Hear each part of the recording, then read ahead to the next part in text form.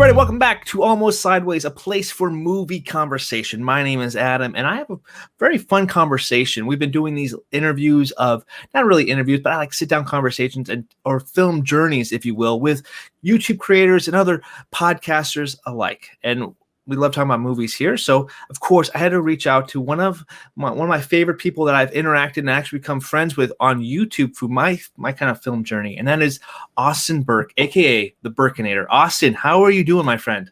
Oh, I'm doing so much better now that I'm on here, man. This is awesome. I've watched your YouTube journey for a long time, man. Just the interactions that we've had, and just for you to ask me to come on here, man, it means a lot. So I'm excited to be here and to talk about some movies today. Absolutely. I appreciate it. Yeah, it's been a crazy multiple channels for me, but all doing something a little bit different. And I think this is actually something more rewarding for me. I don't like do a little common ranking videos and stuff, like having the conversation pieces. And we'll talk about that more in a little bit. But quickly, where can we find you on YouTube and social media, my friend? Yeah, you guys can find me youtube.com/Austin Burke, reviewing pretty much everything out there, all the streaming services and movie reviews and occasional tier lists, and on Twitter and Instagram at the Burkenator. And I'm writing reviews on Letterboxd. Every movie I see, I try to log it. Sometimes I get backed up, but we're trying to keep track over there, man. So yeah, doing a lot of stuff nowadays. Absolutely. That's awesome. And all his links will be in the show notes of this video. And if you're listening to this on audio podcast, you can also, if you don't have time to watch the whole video, we are also podcast too, and you can find the Almost Sideways podcast on iTunes, Spotify, Stitcher, and Pandora. I have to make this slider off forget. So there we go. So I know its links will be in the show notes. But anyway, let's jump into it. Austin, you have grown so much over the last couple of years since we've met each other. I think currently you're sitting about 86,000 subscribers on YouTube. Yes. Sharing your movie thoughts. When you started your very first YouTube clip, do you ever think that you were going to grow this much in the span? Yeah. I mean, no, not at all. I mean, the goal at first was to make this, the side hobby, the side gig, because I grew up with the likes of a Jeremy Johns, a Chris Stuckman, the Schmoes. No, these guys that I love hearing opinions about movies. I love hearing criticism, and I loved it all so much. I'm like, well, I got to figure out something to do in college. So I majored in media and I minored in film studies, and I just grew more and more in love with movies. So this was kind of my way it was almost my creative outlet. And then that turned into more of, all right, well, now I'm trying to figure out, should I go to class today or should I make a YouTube video? And then it just went full on, like, I'm going to quit my job and do this full time. So it's grown to a ridiculous level, but dude, I love it so much. I love the movie talking community and being able to meet people like you, people like your Zach Popes, your 3C Films, your Dave Lees. It's just it's such a cool community to be a part of. Yeah, absolutely. And you're taking this little hobby side project thing into a full-fledged career, and we'll talk about that in a second. But you've amassed over like 21 million subscribers. Can you put into words how that kind of, seeing that big old number up there, what that actually feels like? Yeah, it's wild, because I used to do Vine, which was kind of my original creative outlet, and I got 100 million views, 100,000 subscribers or followers or whatever you want to call it on there. And it was fun, but I wasn't like, I don't have a passion towards silly little skits like I do movies, right? So when I decided to transfer over to YouTube, I'm like, I got to do something I'm passionate about. It's going to take a lot longer, because the field, there are a lot of people doing what we do, Adam. So it's difficult to stand out. So to find a community of people to help this channel kind of stand out, at least a little bit from the crowd, was really cool. And to see that view count, and to see, the same names coming back to every video, and, talking about the movies, even if it's the little Netflix film that you don't think a lot of people care about, it's still cool to see. And it's cool to see that community continue to grow, man. I just, I have so much fun doing what I'm doing. And I think that's the most important thing. And I think that's right. You said right there, it's kind of like the best thing to describe it. If you're having fun doing something, once it becomes a drag, and I know that you probably have come into where you're really fatigued at times because you're putting out so much stuff.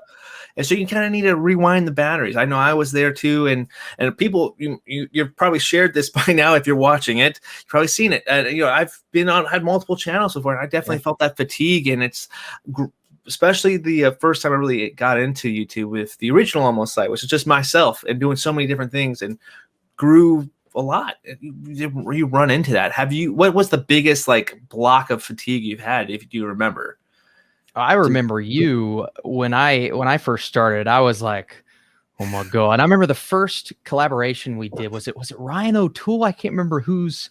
Oh no, I think it was a game show. I know that. It was either Ryan or Zach Pope. Zach Pope and Cody Curtis is one, yeah.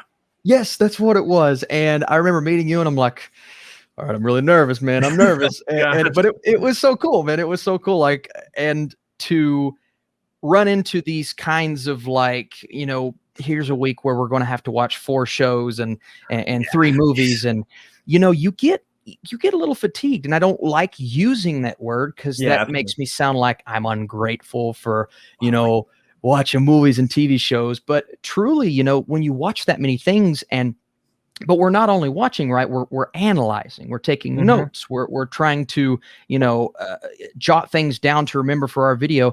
It does take a lot out of you mentally.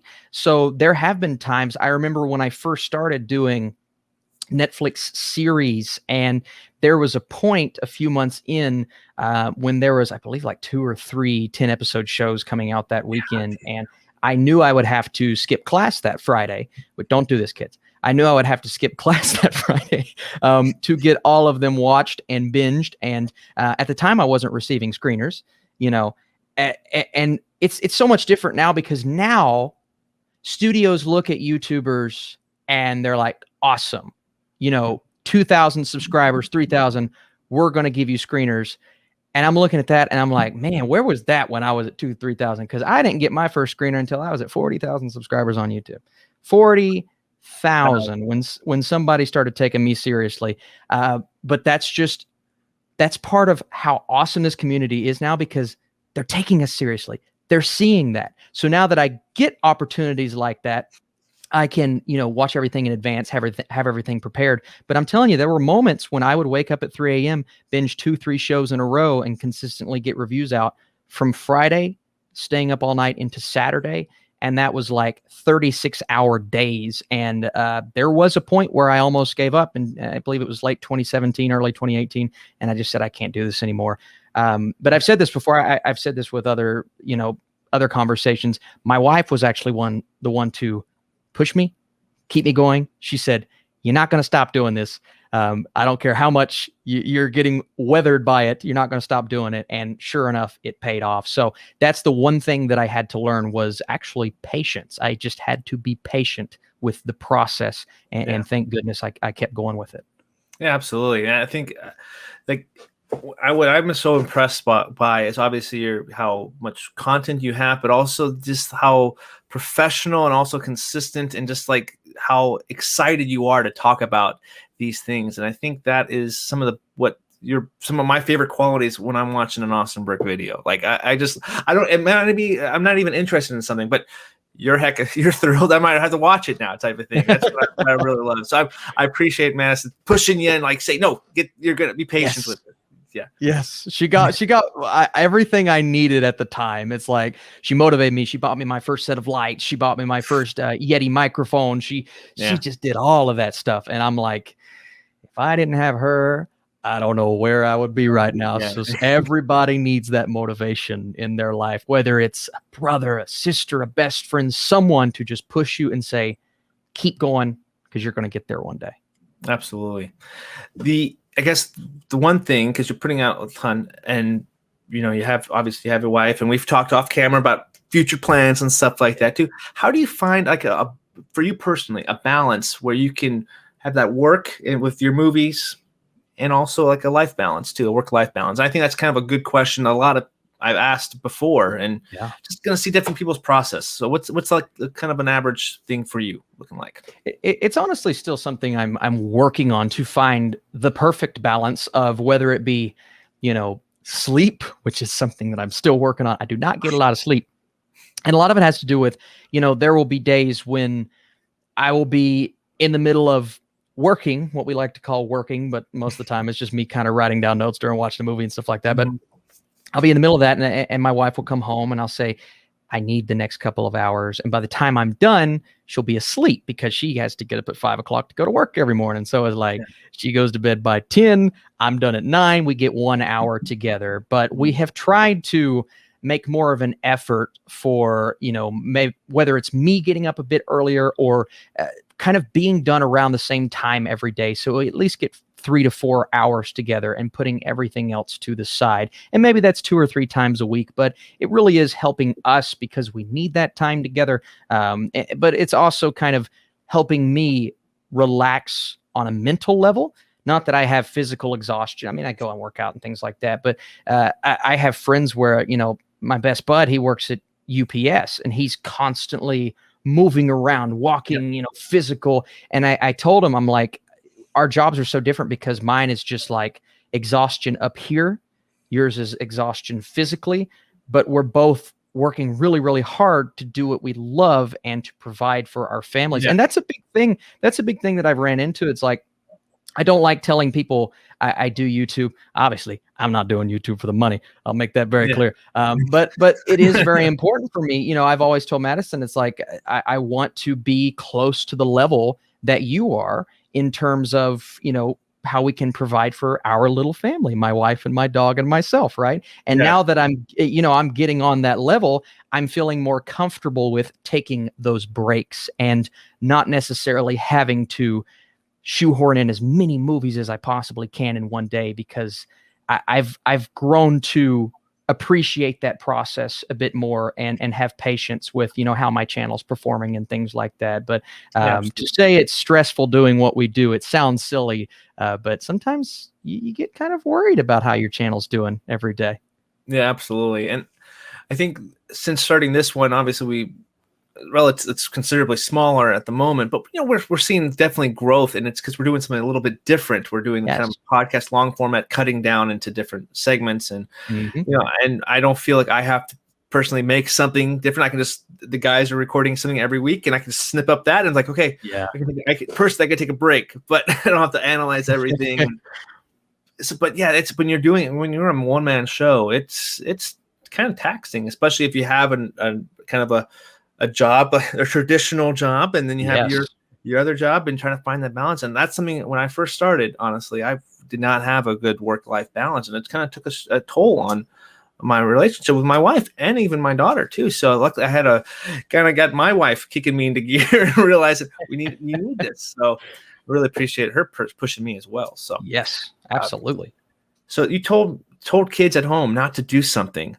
You were skipping class here, and I want to kind of touch on what classes were you frequently skipping, and what were you traditionally trying to watch? Well, that's a great question. So it was actually for my major, which was convergent media, my minor, which was film studies. My major, we would have a class where we would have a lab, and that lab was every Friday, or maybe it's every other Friday. I can't remember, but Friday would be the day when Netflix is dropping their stuff at 3 a.m. Yep. And prior to a couple years ago, it would be everything. See, now we have shows coming out on Wednesdays, Thursdays, and Friday. But before, it was the same day every week, everything. And where I wasn't getting screeners, I said to myself, I've got to be the first one. Yeah, I didn't have to be the first one, but I told myself I had to be the first one. So I would get up at 3 and I would watch the first movie, and then I'd try to get my review out, and then I'd go to class.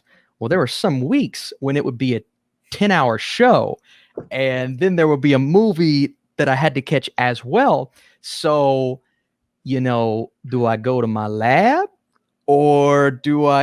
And if it wasn't worth it, if the show was tiny, I didn't do it. But there were, I think it was a big show. I think it was like Mindhunter season 2 was one that I missed a class, and then I believe somebody in that class saw my video.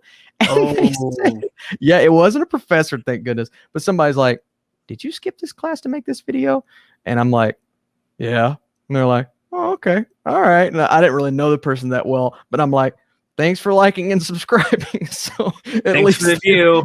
yeah, thanks for the view.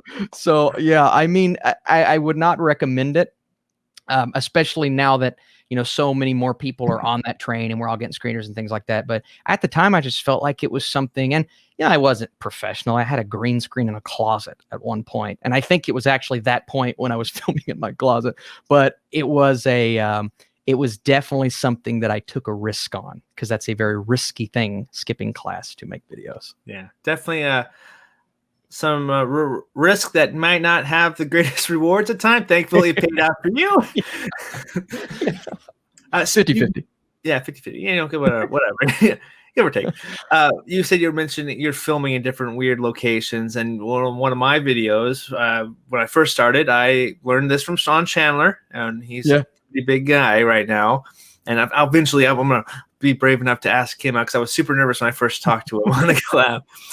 But I'm gonna reach out to him for one of these too. But he suggested that I put neon green poster board behind me, and that's how I used my first green screen. Oh wow! Yeah, that was my first green screen. It was poster board was your first green screen. Yeah, that's a good idea. And that was what he did, and that's what if you go back to like some of his first videos with green screen, poster board on the wall. Interesting.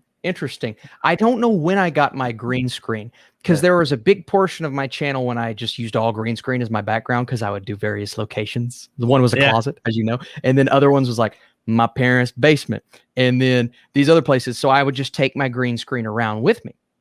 And it was so complicated because I didn't have one of the mobile. You see this blue thing right here. It wasn't one of the mobile ones. It was the one that you had to tack to the wall or stand up and then iron or steam.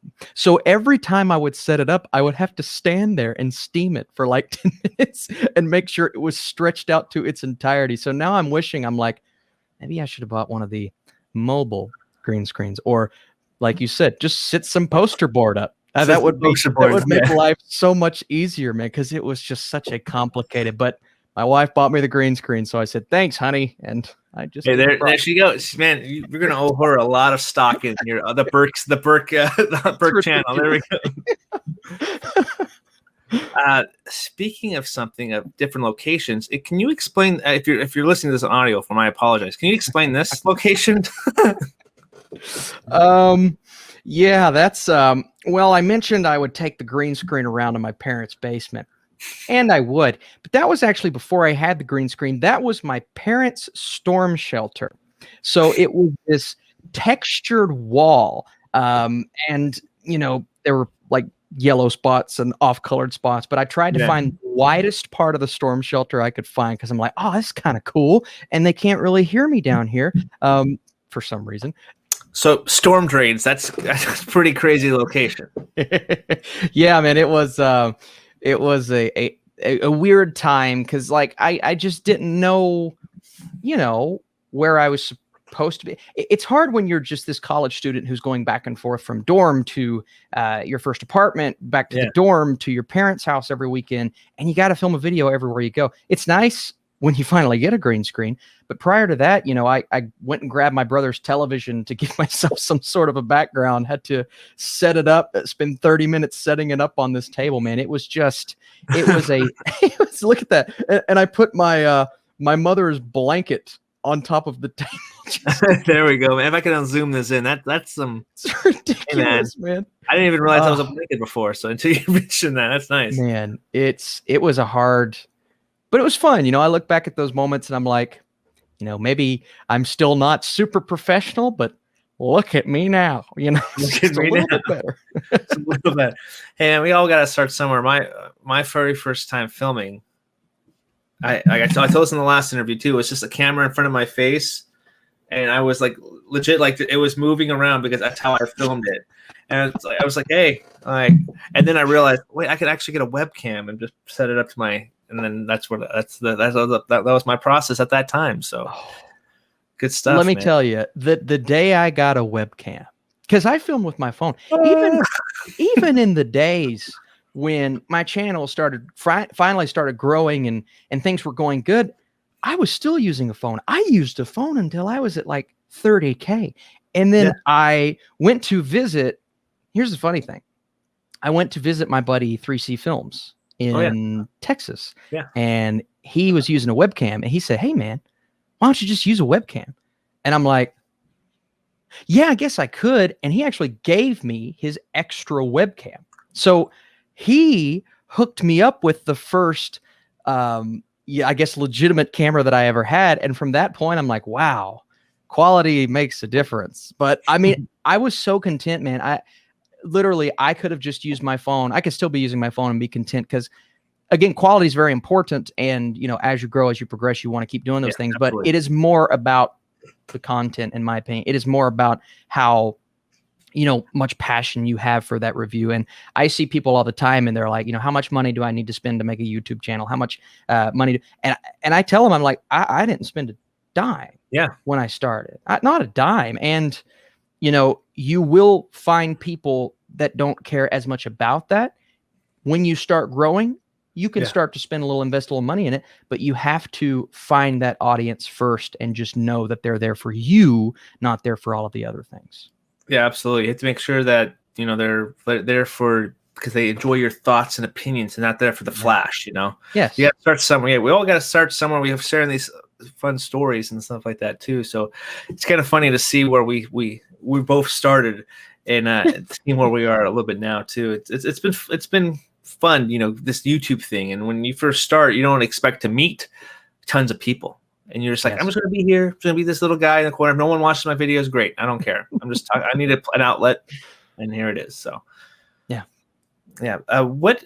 I guess that's a good point. Transition. When was like the day or the decision that you decided I'm going to try to branch out into this YouTube thing and start recording myself in front of a camera and talking to no one at first until you're talking to people like 80s, a lot of people now. But when did you really kind of decide? And was it a movie? Was it a show? What kind of made you push you in that direction?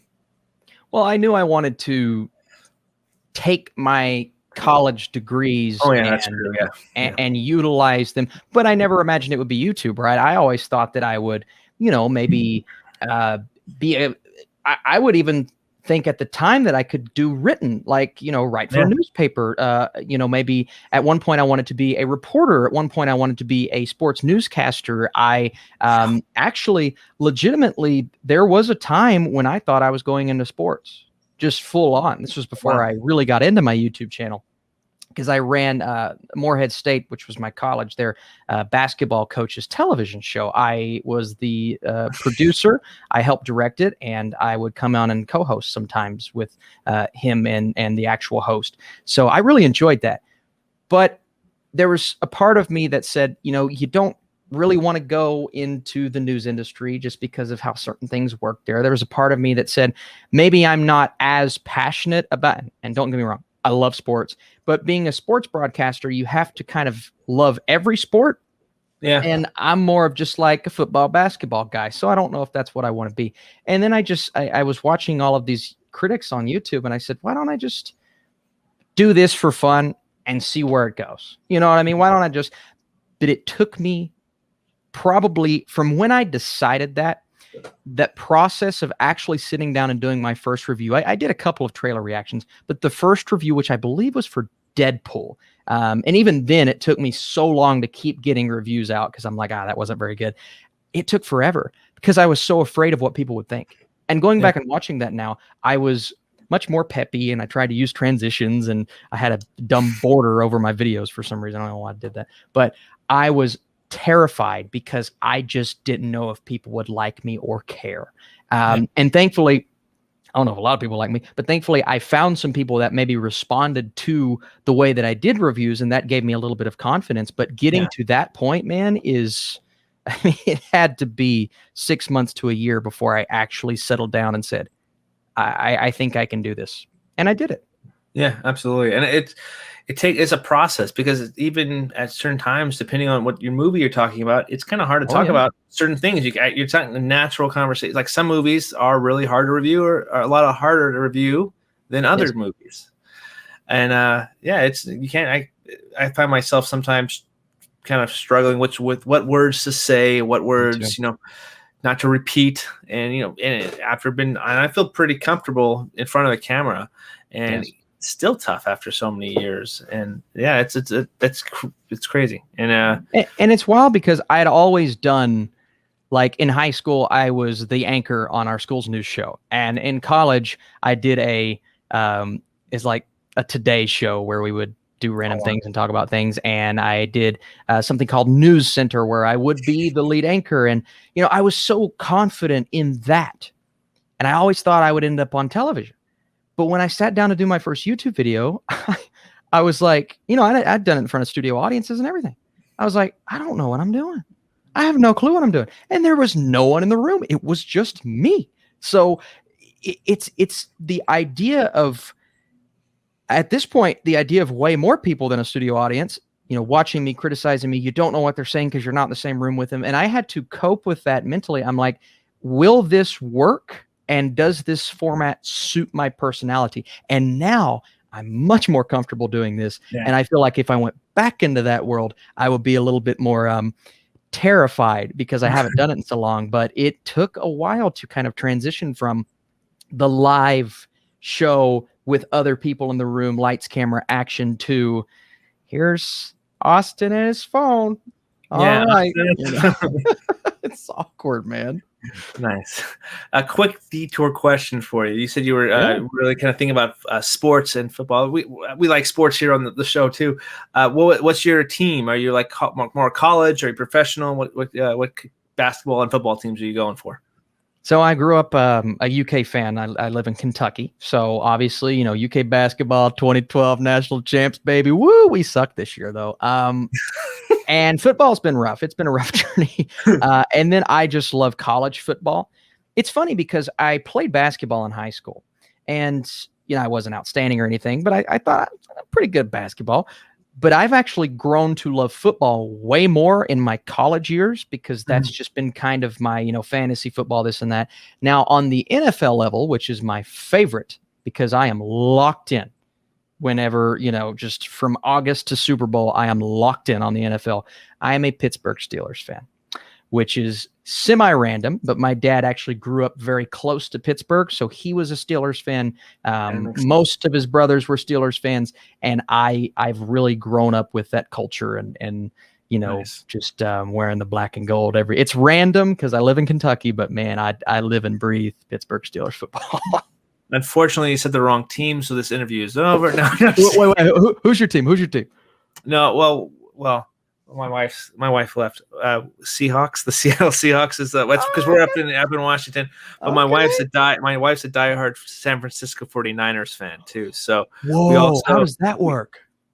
I go for the 49ers. Wow. And she knows I root for the Seahawks and I follow them when they're playing. But yeah, when the 49ers are playing the Seahawks, I'm going for the 49ers because happy wife, kids, is happy life.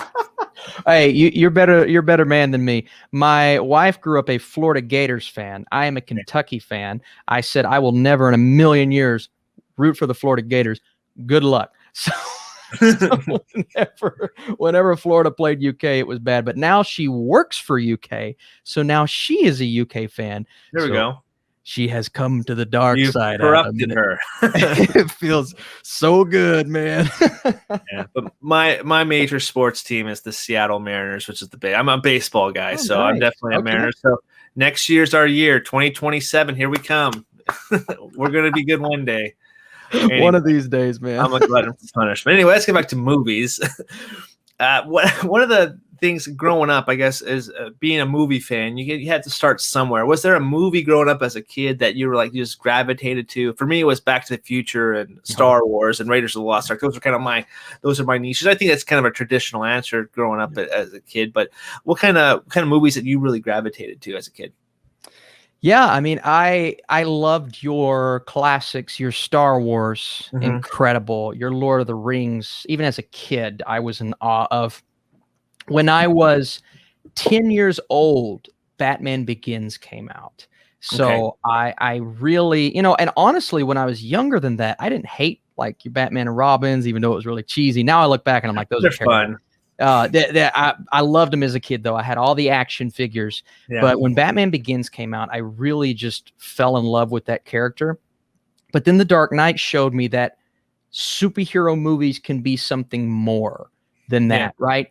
I grew up a Spider-Man, Tobey Maguire guy. I grew up a Christian Bale Batman guy, but then The Dark Knight comes out and you're like, this is not just a superhero film. This is something else. We're diverging, going into different genres. And that's kind of what opened up my eyes to there's really something to this filmmaking thing. And I kind of fell in love with movies. And then I watched No Country for Old Men. And I always say that's the movie that really got me into filmmaking as a whole.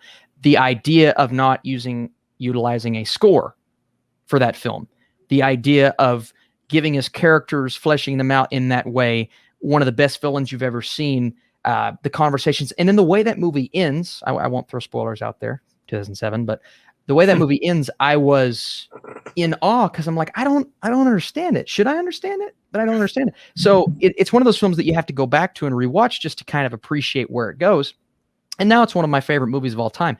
But that's the movie that pretty much opened up every single door for me. And I said, I really want to get into filmmaking. And that's when I joined my school's news program. I became the head of our comedy sketches, which was really silly. And I started to get into the whole anchoring thing because I'm like, there are no, there's not a film industry in Kentucky. So what's the closest thing I can do? Well, I can be on TV if I do this, right? And so all throughout high school, and really when I got into college, I just went and I watched as many of what people consider the classic films as I possibly could. But I also rewatched a lot of the more modern movies. Your modern Scorsese, I really grew to love Denis Villeneuve. I really grew to love Christopher Nolan, like a lot of people do. But man, I just fell in love with movies after watching No Country for Old Men, and that just opened up my eyes to what it could be. Nice, that's awesome. Yeah, that's No Country for Old Men. It's a really good movie, and we here at Almost Sideways, we appreciate the Coen brothers quite a bit. Fargo, whenever we do a top 10, like power rankings, as we call it, we can never use two movies. Fargo, we can never put Fargo in our top 5. Right. Usually it's up there. And also Uncut Gems, because those Fargo and Uncut Gems are the two movies we can never mention in our power rankings. So if you like those movies, you're in the right place, guys. Yes. Anyway, you mentioned Denis Villeneuve and Christopher Nolan, and how about and Scorsese, of course. How about the Coen brothers? You directed one of your favorite movies. What kind of films from their filmography, other than No Country, do you kind of like? Do you hold close to your heart, or do you just appreciate a lot? Well, it's funny because No Country was the first one that I had seen, and then I went back and saw Lebowski way later, which was considered one of their other absolute gems. Now, they're more modern stuff. I haven't loved quite as much as that, like, Fargo, late 90s, early 2000s, the span of films. But they are two filmmakers they're the filmmakers that got me into loving movies in the first place. Mm-hmm. And they're vast, so many genres. I mean, every movie's different. And I keep saying, it's like, I really want another No Country for Old Men. But part of me is like, I just want them to keep doing different things. I just wanting them to, go back to comedy, then do a thriller, then do a Western, and then I guess they did another Western on Netflix, very different with all of the different aspects of that movie. But man, they're so good. And they would actually probably, I'd say they'd be right, if not in my top 5, right outside of my top 5, behind maybe a Villeneuve and a Scorsese. But it's these kinds of filmmakers that really they take the art and they rework it a little bit. And that's what they did with that film. And that's what, Paul Thomas Anderson's There Will Be Blood, Denis Villeneuve's Arrival, they'll take the idea and they'll just add a little bit something extra that makes me sit back and go, man, movies, they're a very special thing, especially when you can tweak it in that way. And I know some people want to give Scorsese grief because it's like, he does all mob movies. And I'm like, but every mob movie is just a little bit different. And it's doing something a little bit extra that I don't think any other director can capture. So man, it's your standard, your cliched filmmakers, but those are the ones that are at the top of my list. Yeah, but let's not forget that the guy Scorsese, that, mind you, has done more than just mob movies. He is known for he's the mob guy. But like, is Hugo a mob movie? Yeah. Wall Street. Yeah, but it's just funny how he gets kind of like, he's the mob guy and also the guy who hates Marvel, apparently. That's King of comedy. I mean, you go back to his I mean, King of Comedy is one of my personal favorites of his of all time, but you go back to where he started and where he is now, and the different types of movies that he did in the 70s and just moving all the way up. And the fact that he's never, in my opinion, had a bad movie. I don't think he's had a bad movie. Granted, there are probably 3 or 4 films that I haven't watched of his, but I don't think he's had a bad film. Mm-hmm. Who can you say that about? Not only who can you say that about, but the fact that he's had so many and I still haven't seen a bad one, that to me is just the mark of a I mean, Villeneuve, Nolan modern wise, and then you go back into your Coppolas and all of the greats. There are very few filmmakers that can say that, and I think Scorsese's one of them. Yeah, that is a good point. I'm trying to go back and watch some of his new ones. I've seen some of his documentaries recently, like the Criterion release of Rolling Thunder Review, the Bob Dylan documentary on Netflix, which is pretty dang good. So good. But anyway, yeah, he's a really talented director. He actually is one of the directors that I'm starting slowly building my Criterion collection because he recommended a movie called The Red Shoes, which was a film that he really championed a lot. And I remember seeing that commercial for The Red Shoes, and I've actually borrowed that movie from one of our other co-hosts here, and have started slowly building my collection around The Red Shoes as well. So it's really awesome, and a lot. This director has not just made great movies. He's a voice talent in Shark Tale. He's also done other stuff too. But anyway, Shark Tale. I don't know why I thought about that. Classic. Anyway, but yeah, Scorsese is one of my he's directed my favorite movie of all time. That's The Departed. Departed nice. For me, it's my favorite. It's just one that I can go back to and rewatch, and eventually I will do my kind of deep dive into that movie. I've already talked to somebody who's also their favorite movie too, so we're gonna deep dive that one. That'd be a lot of fun. But Scorsese is great. There's so many fantastic directors and stuff. And is there a specific are you ever interested in doing something for your Austin Burke channel, or maybe a different channel in the future that maybe you could go into more older films or stuff like maybe classic movies and stuff, and start sharing your thoughts on there? I know Letterboxd is a great place to do that, but maybe in video form or anything like that. Have you ever thought about it, or something that you're interested in doing at some point? Yeah, I want to start doing, because I do tier lists on my channel, and I've done a lot of the modern directors. I've done Villeneuve, I believe. I did Nolan. I've done Tarantino, which was super fun. I really want to go back and start doing your Coppolas, your Kubricks, your very classic directors, because those are films that I've always wanted the opportunity to talk about, but it's so hard getting people to care when you're going back and doing those old films, and it's such a shame. You mentioned Letterboxd. That is the perfect place to do those kinds of movies. And funny you say The Departed. I actually just added The Departed to my favorite movies of all time list on Letterboxd. It is in my 40s. I think that movie is phenomenal, but it's great. And I watched 12 Angry Men last night, by the way, 1957. You talk about flawless classics. Is that your first time watching that? That was only my second, but it is. I mean, people are always like, man, we got to talk about older film. You talk about a perfect script, a perfect screenplay, and just absolute flawless dialogue. That is the perfect example. But it's filmmakers like that, right, that I would love to go back and cover. I know there are the one that I was really thinking about was a Kubrick tier list, but there are still some movies that I haven't seen. I've seen your Full Metal Jackets. I've seen your Clockwork Orange. I've seen your Eyes Wide Shut, but there are still those 1 or 2 movies. So the second I get to complete that, entire resume of a filmmaker like that, I really hope to start making those videos and doing those tier lists, man. Because to talk about the all-time greats, it's more than an honor to do something like that on my channel. Yeah, I think that's something that we might have to have you on again, because we're not doing like a ton of like new. Every once in a while, throw a new release up on. Yeah. We talk about it, but we like talking about like deep diving older movies, that are celebrating anniversaries, and and that's one thing I've been doing first time watches, like that's fun. Movies that I've been blind spotted on for whatever reason, and I'm posting reviews and thoughts on it for pod. Heck, the one that I've recently watched, and I'm working on, is The Predator with Arnold. I never watched it until a few weeks ago, so.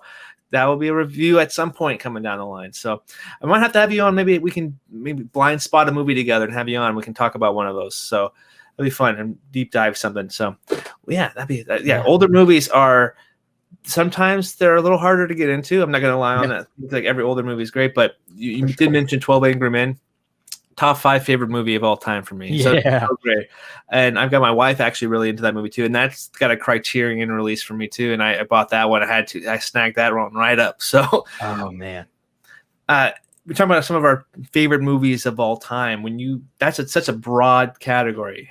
When I first joined Almost Sideways, we're a website and I did mine. I think I've been on there for about almost 8 years now, maybe a little bit more.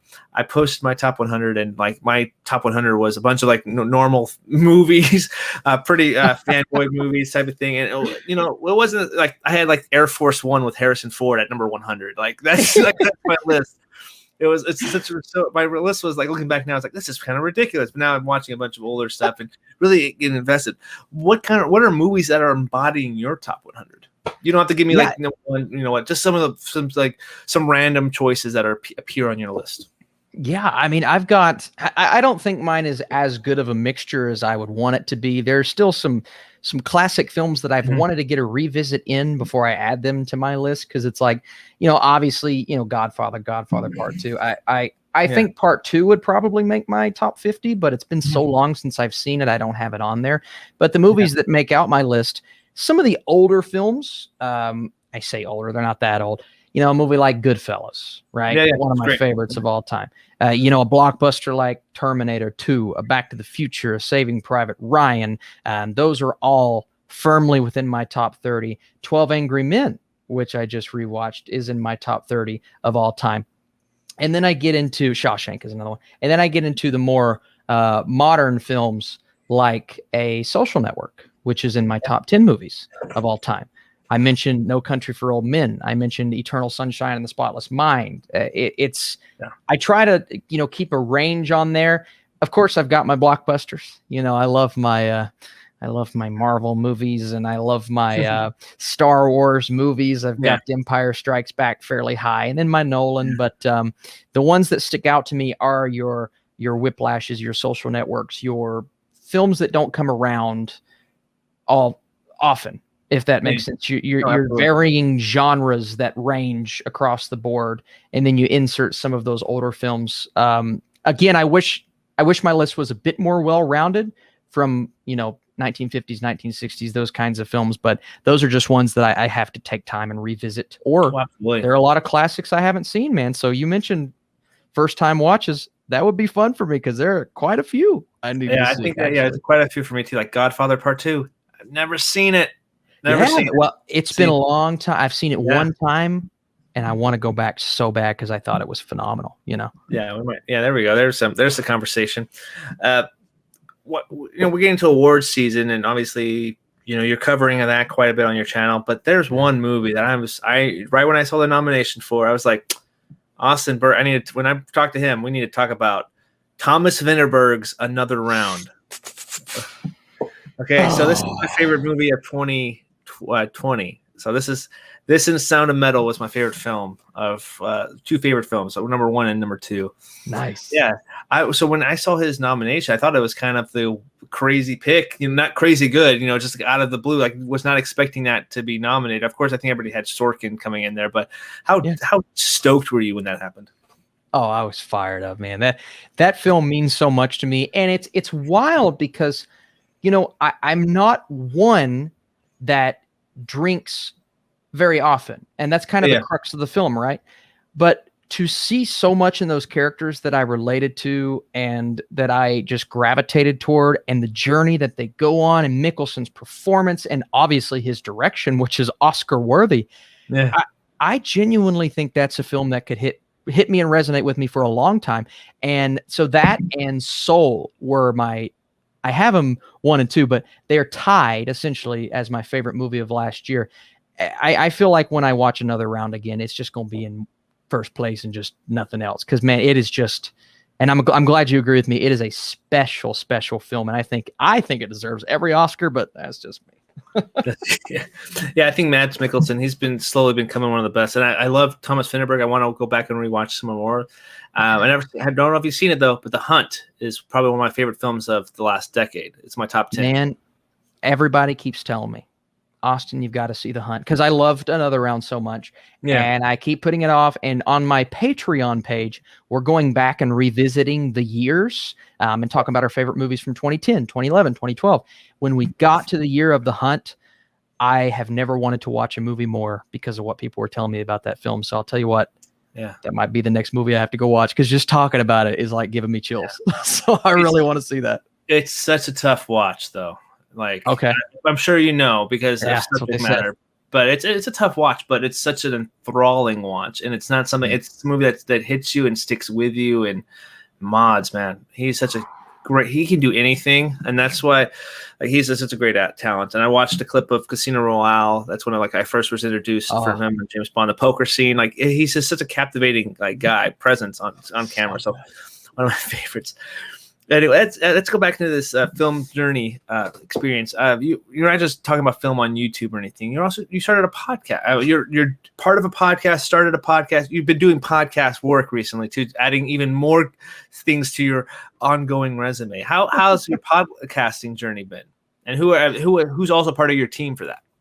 Yeah, well, so I've actually been doing. I've been trying to branch out a little bit more in like every facet recently. My buddy 3C Films and we started doing something called, and we took a long hiatus because of the pandemic, and we tried to focus on our own channels, and there was a lack of pop culture. But now that it's coming back, we're kind of getting more into it. It's called Film Strippers on YouTube, and we're really hoping to bring that to life this year when we start getting big films and really cover spoiler reviews, and then of course long form breaking news podcasts every single week. So that's a blast. It's on YouTube. And then the other one that I do is my cousin Joseph, who is a comic book connoisseur, and I'm talking like he's went to classes and gotten degrees in the art of comic books. It's insane what that man does. He started a podcast called Pop Xcast and asked me to be his co-host. And we do a show every 2 weeks on, the latest impact in pop culture, not just movies. Sometimes we'll talk about comic books and things like that. Yeah. He's the most knowledgeable person. And I'm not just saying this because he's my cousin, the most knowledgeable person in terms of superheroes, comic books, and those kinds of things that I've ever met. And he's had a long battle with hemophilia his entire life. And it's really hindered his ability to do many things. But comic books actually got him through years and years of being in the hospital and just essentially a tragic past. So this is his outlet, comic books, his podcast, things like that. He's an artist as well. So we do that podcast every 2 weeks, and it is so much fun, man. But to do long form content sometimes is even more satisfying than what I do on my channel. Love reviews, love talking movies, but to sit and actually hash things out, which is why I do a live stream every Sunday, gives me a chance to talk about things. Long form content is so much fun, man. And I'm sure you're feeling the same way with what you guys are doing on your channel. I just love it.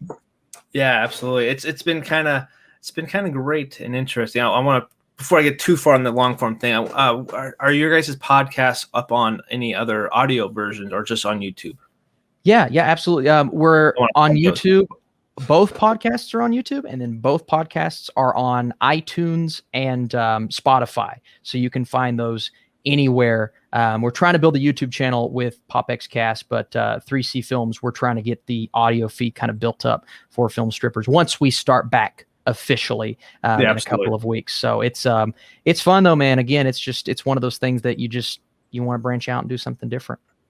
Absolutely. And is it true that if they donate a certain amount of live chats to you, you start taking off your clothes? Is that what I heard too for Film Strippers? I don't know if you're Film Strippers, we'll start taking it off for free. Y'all just got to know the right question to ask. All right. Come on now. You just got to ask the right question. Give them the subscribe. Make sure you like and follow. If we start talking The Dark Knight or something, I'm just going to start taking my shirt off anyway. There we go. Perfect. I know we talked a little bit off camera. Wow. Okay. I was kidding with my question, but I might be tuning in more. There we go. Anyway, long form content with podcasts and stuff. That it is something tricky because especially when you're putting it up on YouTube, sometimes the watch time of the YouTube is always really crazy. How important? How do I word this question? Exactly. But when you're doing long form content, how are you looking to do that more on the Austin Burke channel, or are you just going to strictly do these? Obviously, the reviews and everything, all the content you do, doing great for your channel anyway. But are you looking to do more long form on your Austin Burke channel? I guess I'll start with that question. Yeah, I would like to.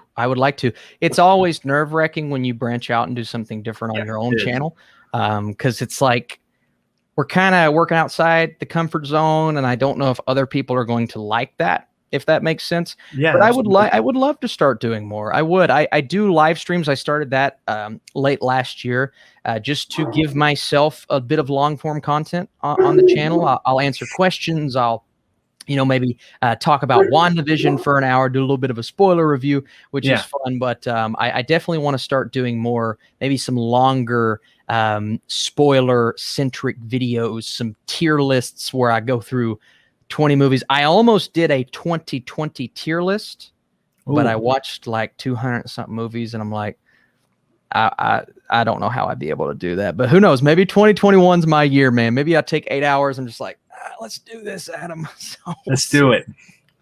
And it is kind of because you do so much different content, not just surrounding like the different streaming platforms, but also theatrical releases, TV shows, so much different array of content. You don't want to just put something else out there. You have to be kind of strategic in a way what you put out, because you don't want to you have an audience that continues to come back to you time after time. Again, you don't want to put like, well, now I'm not really interested in 1970s best animal performances or whatever, or the reviews for like some random movie from the 30s. It's you also got to be kind of strategic with it, especially with such an established channel. But anyway, we would love to have you on anytime we want to talk long form. We would love to have you. I love it, man. I love it. So, anyway, I don't want to take too much more of your time because I know we're getting about maybe an hour into it, but I would love to let's keep talking a little bit more if you don't mind. Good.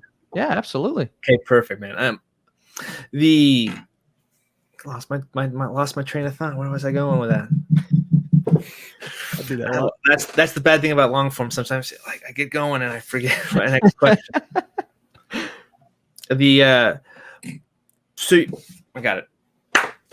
So you've been doing your channel. When officially did you start your channel? I guess that's what I should ask first. So the channel was created. I made it in like 2014. Didn't touch it until 2016, but I would say 2017 was when I really kicked into full gear and said, I want to do this way more often than I already do it. So I would say 2017 is my official start year. So 2017 is the official start year. And it's 2021 now. Several years in between there, and several hundred videos and tons of viewers. What is some things that you have learned through your kind of journey on the YouTube space that has really helped you grow it even more? There's a lot of bigger questions, and I know there's an awesome video that you've collaborated with Sean Chandler on about how to grow and stuff like that too. So I will leave that in the show notes of the podcast and the this audio form too. But quick little bullet points. What kind of things that you have really learned or appreciated the knowledge passed to you growing your channel?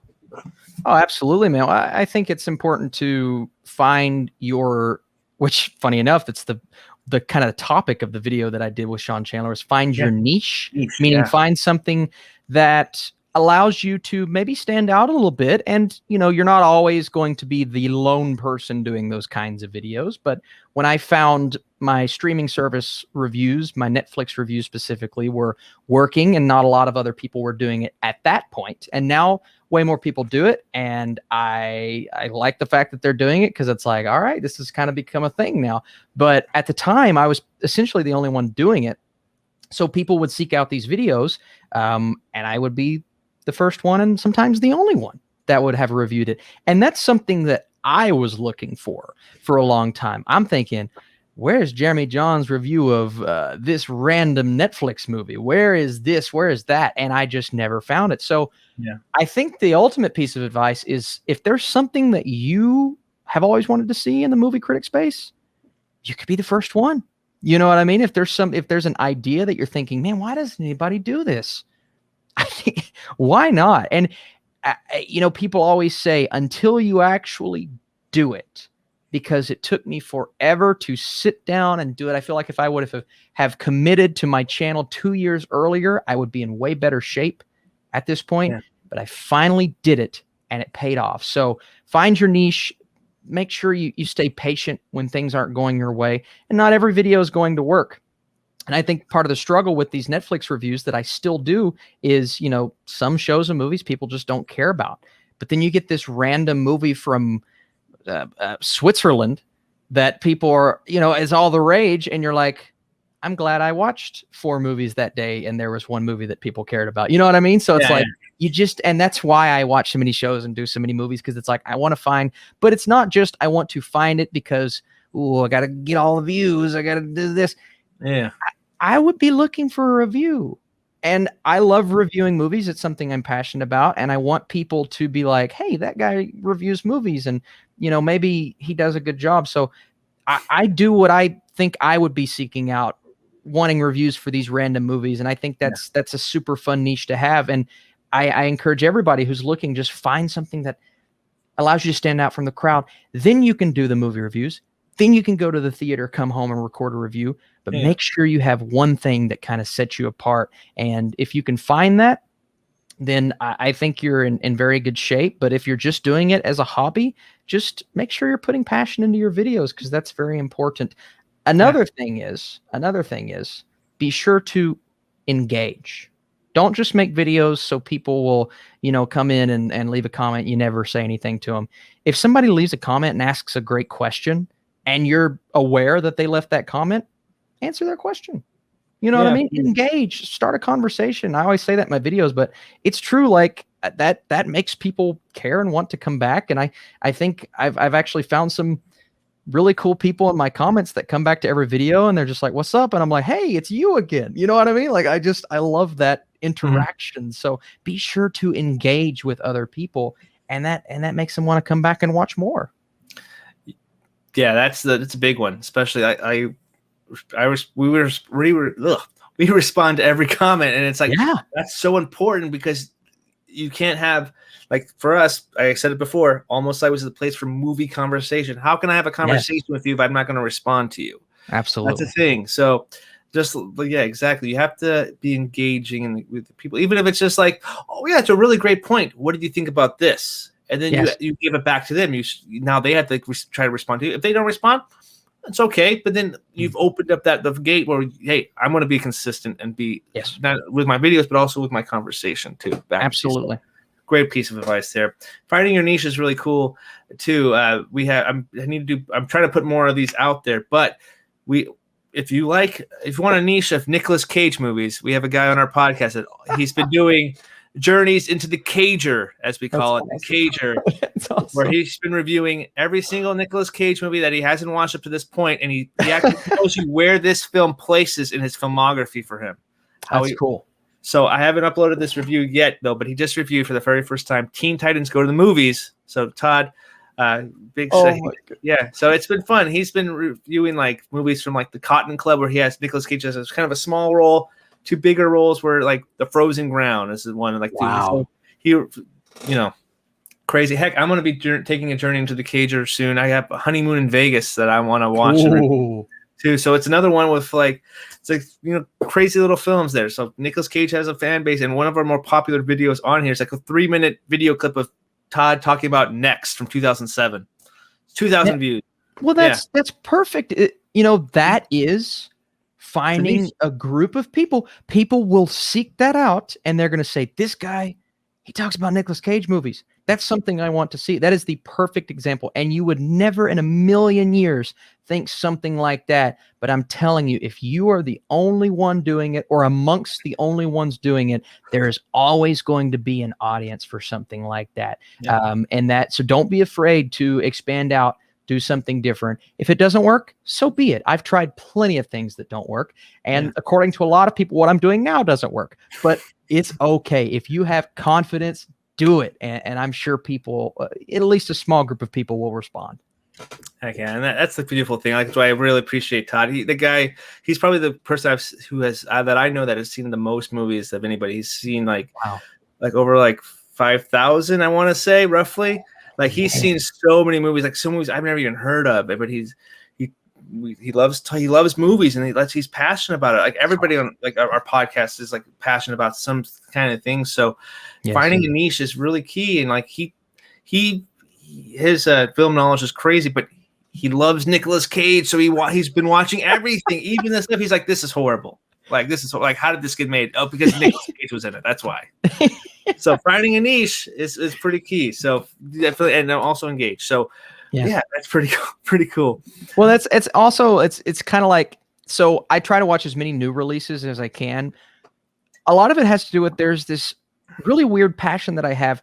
I want to keep watching more and more movies every single year. So like, and that's why I'm always adding to Letterboxd. I'm seeking out new releases, and everybody's like, Austin, why don't you watch a lot of these older films and go back? It's like, because there's always a new release out that needs a review, or there's always a new movie out. And the Netflix series takes up a lot of my time. But my goal every single year, and I don't know why this is my goal, but it's just something instilled deep into me, is watch more movies this year than I watched last year, and to keep doing it and to keep getting bigger. So if you love movies and you have a passion for something like that, why not, man? If you can find the time to do it, why not? So that's why you're seeing me watch every little movie in the world, even if I know it's going to be terrible. What's your goal? What goal do you have to beat this year? How many movies did you watch last year? Let's see. Let me pull up this list really quick. So right now I'm at get on Letterboxd. I'm at 84. Last year I saw 241 new releases. So my goal this year is 250. If I can reach 250, I'm going to be happy. And that means my goal next year is going to be like 260. And it's just going to keep getting. Eventually, I will not find the time to outdo my goal. But I think this year, if I can reach 250, I mean, I'm already at 84. I think I can do it. Yeah. Yeah. Hey, all you have to do is be like Alex DeLarge. You get tied down to a chair, keep your eyes open, and just have your eyes. Yeah, have your eyes open. There we go. Crazy. What has becoming sharing your thoughts so consistently on YouTube? You know, it obviously has opened up where now, you said earlier, where people are getting screeners, and you were able to get screeners too. Yeah. What does YouTube really kind of help? What kind of benefits have YouTube given you from like either becoming part of Critic Society or, you know, different acknowledgments as well? What kind of stuff has happened for you? Yeah, I mean, the goal was to always be on Rotten Tomatoes. That was kind of like the dream. And they say you have to have this many subscribers, but you also have to have this many types of videos and just a lot of these different things. So, you know, again, I didn't get a screener until I was at 35, 40K. And now that the door is being opened up more to YouTube, I'm seeing a lot of smaller creators get screeners. And I'm just like, finally. Like, because there's so many good creators that deserve these screeners, and now the door is finally opened up and people are getting to do that. And I'm just like, oh yes, because I've always wanted people to take YouTube seriously, other than, you know, the ones with 1 million, right? And now they're starting to do that, which is awesome. But it opened up Rotten Tomatoes, which, you know, 2020 being like the worst year in existence, it actually was a good year for my channel because I got Rotten Tomatoes. I became a part of the Critics' Choice Association, and I was able to do my first digital, but my first film festival. And it was quite the experience, man. I just, you know, saying you're a YouTuber is, to me, very fulfilling because it's like, I love what I do and I love watching movies. But now I can say, you know, when people are like, all right, show me your credentials, YouTuber. And I'm just like, hey, I'm on Rotten Tomatoes. And, you know, and sometimes they just like, blah. But at least they'll take me a bit more seriously now that I'm on Rotten Tomatoes. And it's nice to know, even though it took me way longer than I thought it would take me, because I hit the goal and then I kept growing and I heard nothing back. And then I realized that they sent the email to my other email that I didn't use anymore. So I actually got accepted 3 months earlier, which was embarrassing. Yeah. So that was my life. But man, it was fulfilling to know that and I say we, cause like there's so many people that helped out my channel and helped me to get to where it is now. But we did it, we accomplished it, but I will not be satisfied until we start getting, because most studios will, but we start getting every studio to continue to take these YouTubers seriously, man, because there are so many talented people on YouTube with way less than the threshold that Rotten Tomatoes requires, that should be on Rotten Tomatoes, that should be taken seriously by these studios and being sent screeners and should be a part of the Critics' Choice Association. And I'm just like, to me, this is just another outlet. And we're close, we're getting there, but people are starting to recognize that everybody on YouTube, we are a force to be reckoned with, my friend. And I hope we keep getting better and better. Heck yes, man. I love it. That's awesome. The, two of our guys, myself and Todd, who I've mentioned, who does the Nicolas Cage things, him and I have recently become a member of Film Independent, which is yes. So we actually this year, we have a podcast coming out, and I think we're recording in a couple weeks. What we vote, we actually get a vote in the Spirit Awards. So, dude, that's pretty. Awesome. It's pretty cool. And I'm like, feels good, man. Yeah, it feels crazy. Like I have Netflix. I have been able to get some Netflix stuff too, and I think obviously because the stuff that I've done before and now this too, it's like it's kind of all it gets counted. So I'm like, it's pretty exciting. It's pretty like one of my first screeners was the Trial of Chicago 7 and Over the Moon, and yeah, so those were like some really good ones to first jump into. So it's pretty crazy how just normal people just talking in front of the camera, talking about what they love. People are sending some stuff to your way. So, man, it is, and they're because you are under the YouTube banner. It's almost like originally they didn't want to take us as seriously, and I was a part of that. That's why I didn't get screeners for the longest time. And last year was my first screener. It was my first legitimate digital screener, and then it was my first legitimate in-person screener prior to all the crazy stuff happening with the pandemic. But once you finally get to that point, it's almost like this weight lifted off your shoulders. And I still struggle with certain things in certain studios, but at least we've taken one step closer, and it's nice to know that they are finally looking at us as creators, but more importantly as film critics, film analysts, film, whatever you want to call it, people who kind of know the craft. Yeah. And I still have a lot to learn, and I'm sure you do as well, and I'm sure we all do in the YouTube space. But man, I think we're pretty knowledgeable when it comes to filmmaking, and all that stuff, man. And I watch your all's content, and I know you guys have the exact same basis of what you're talking about, and I think that's really important, and people are starting to see that. So it's good to know that you're getting screeners as well.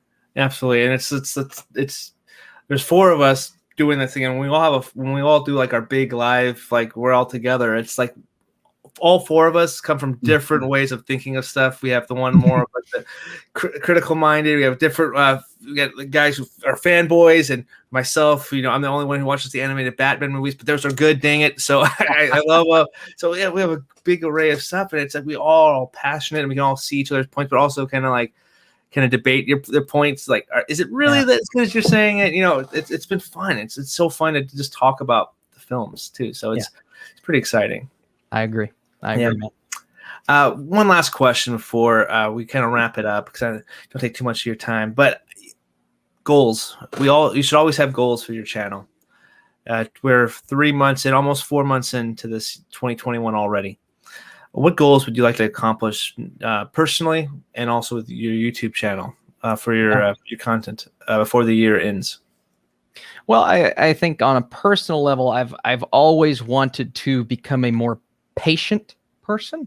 That's something I find myself lacking in, because especially this well, my generation, the generation below me, we're all like, we want it now. I gotta make the YouTube videos and we gotta get it now. So that's always, it's always, I find myself, with each passing video, I'm like, I want this video to do well. I want this video to do well. And I want to reach my goal on YouTube, but I want it now. And it's like, I just have to be patient. I've been doing it for 4 years. I can do it for 4 more and continue to, slowly reach all of my different goals. But the thing about being a YouTuber is every time you reach a goal, there's another goal that you set for yourself. And it's always like, and I don't want to get the big head and say, well, I want more, but it's less so out of, just like a personal, like, am I too needy? Right. It's more so because, at least for me, I want this thing to keep growing because I love the community. I want it to last. I want it to make an impact, and I want to contribute in terms of, supporting my wife and, raising a family and all of those things, which are things that we're going to do. And so if I can develop that patience and continue to develop that and just be, I'm content, but maybe more content with some of the things that are just happening in the now, then I think I'll be a lot more, a lot better off. Because I tend to get a little stressed out, Adam. I get a little overly stressed, and my wife's always telling me it's going to be okay. But so patience is my thing. But in terms of my YouTube channel, I would love to hit 100K this year. It's it's going to continue to be a slow trudge. It has been a trudge, but I would love to reach that goal and to get on board with physical screenings more consistently when those start back up. I live in Kentucky. We do not have those in Kentucky. So I will be having to travel to Nashville, Tennessee, which is 3.5 hours away every time I watch a physical screening. So trying to get a hold of people in Nashville, Tennessee is very tough. But if I can get that on a consistent basis when those start back up and get on board with every studio, then I think the channel is going to, hopefully be more successful because of it. So those are my goals, Adam. There we go. Tune in to 2022 and we will just get the live update from Austin. You see, my channel's been deleted. I gave up on everything. So yeah, he's like, the world is nigh. The world is nigh. No. Well, it's been a very fun conversation with you today, learning about just a little tip of the iceberg, the little bit of your film journey with YouTube and your journey through what movies you love and kind of just getting to know you a little bit more as well. There's so much more to know, guys. So make sure you guys check out Austin on YouTube, social media, Letterboxd. If you really want every video, check out Letterboxd. He's put so much content. There's so much content out there to devour of Austin's. Make sure you eat up every bit of it. So my food, I might be hungry. So I'm using a lot of food puns right now. So I can always eat, Adam. Give me some food, man. I'll eat it. I'm hungry too. Heck yes, man. But anyway, where can we find you one last time on YouTube and social media, my friend? Yeah, you guys can find me youtube.com/Austin Burke, at the Burkeinator on Twitter and Instagram. Letterboxd, I believe you just type in Austin Burke and you'll find me. And of course, the podcasts that I talked about. But I just appreciate the support, man. Adam, I appreciate you for bringing me on today, and it was genuinely a great time getting to just talk, sit back, and relax a little bit, man. This was nice. Yeah, absolutely, man. And you don't have to worry about editing on this one, so you're good. Live editing, Adam. It's nice. Yeah. It's so nice. Yeah, it's so nice. But anyway, it's been a real pleasure, and look, I'm really serious about having you on for a podcast or talking about going deep dive in a movie, and also first time watches. Heck, we might have to have a conversation. What's a movie that we haven't watched that everybody says we should have, and we knock it out. So it'd be fun. Let's do it. Absolutely. Yeah. Let me know, man. I'll come back on for sure. There we go. All right. I appreciate it. Anyway, guys, my name is Adam. You can find me on, to actually do this real fast. So there we go. My name is Adam, and I talk about movies here on Almost Sideways as one of the 4 members, but we also love talking about movies with you guys. So make sure you guys let us know what you guys are thinking about it, and also hit subscribe and like, share, review, all that fun stuff here on Almost Sideways. And you can find us on Twitter at Almost Sideways, and all the podcast links are down below too. So, yeah, I should have had that prepared anyway. So anyway, until next time, guys. This is Adam and Austin, and we will see you guys later.